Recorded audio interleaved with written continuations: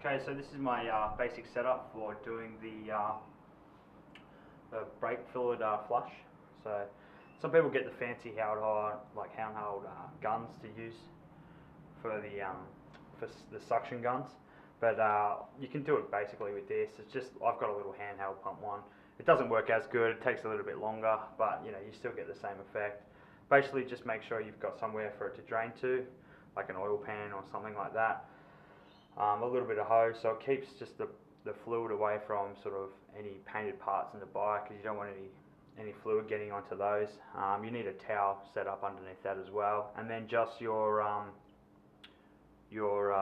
brake fluid. So basically I need to use .4, so just do a bit of research, read your manual, make sure you've got the right dot for whatever your bike needs, and this process is basically the same.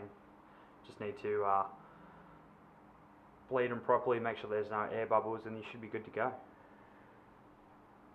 Okay, so first thing you want to do is take off the cap for the master cylinder.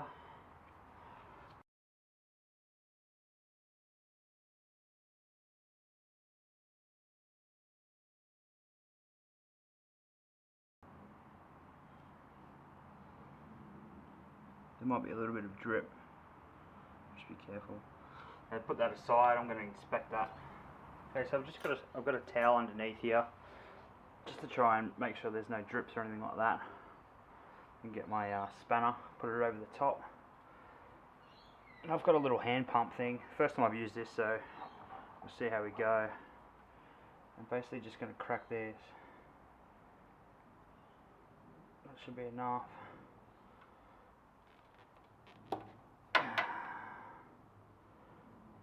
Just put that over the top. Then what I do is just going to pump the foot pedal, and that should bring it through. A few pumps. Here it starts. Just nice and easy. Press the foot pedal, the brake lever, and that'll just start bringing it through. You need to keep an eye on the master cylinder, so that doesn't completely go dry. Okay, so what I'm doing now is, while keeping an eye on the master cylinder, making sure that's topped up, I'm just going to keep pumping the foot pedal until I see the new fluid start to come through. I'm not sure how well you could see it in the beginning, but it was a lot darker, and it had little white specks through it. Now it's looking pretty good. I'm just going to do that again.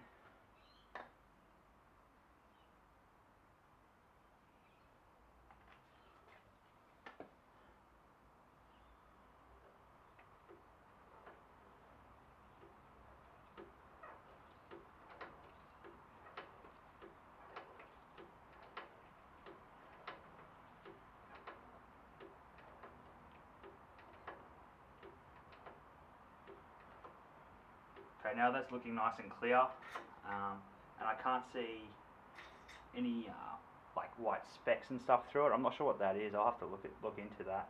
But it's around my master cylinder, the diaphragm. So I'm guessing that's why my brakes have been a bit too spongy lately. It's because that's gone through the line.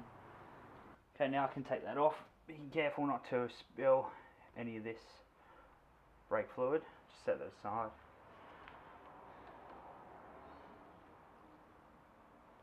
And then just do this back up. Just hand tight's fine. Okay, now the final step, what you need to do is make sure that there's no air pockets in the line. You might need to do this a couple of times.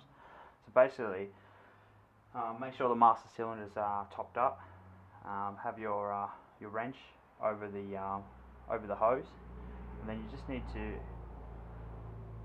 open it and then press down on the lever. See that right?